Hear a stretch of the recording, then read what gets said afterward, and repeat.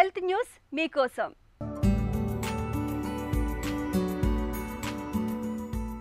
మలేరియాపై పోరుకు సురక్షితమైన శక్తివంతమైన కొత్త టీకాను శాస్త్రవేత్తలు అభివృద్ధి చేస్తున్నారు.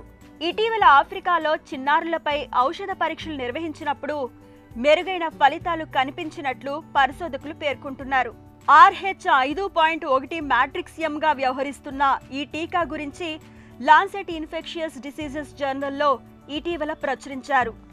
మలేరియాను కలిగించే ప్లాస్మోడియం పరాన్నజీవి రక్తంలో ఉన్న దశలో ఈ టీకా దాడి చేసి రోగనిరోధక శక్తిని పెంపొందిస్తుంది.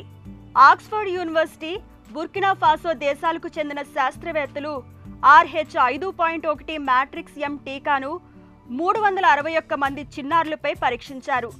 వీరిలో కొందరికి నెలకు ఒకసారి చొప్పున 3 డోసులు ఇవ్వగా మరికొందరికి 3వ డోసుకు మధ్య 4 నెలల విరామం ఇచ్చారు. నెలవారీ డోసు ఇచ్చిన వారిలో ఈ టీకా 40% సామర్థ్యాన్ని ప్రదర్శించగా కాస్త విరామం ఇచ్చిన వారిలో ఇది 55% నమోదైంది.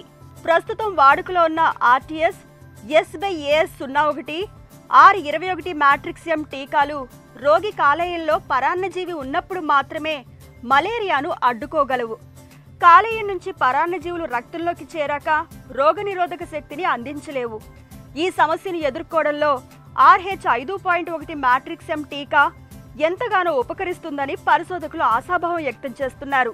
త్వరలోనే ఈ టీకా అందుబాటులోకి రానుందని వారు తెలిపారు.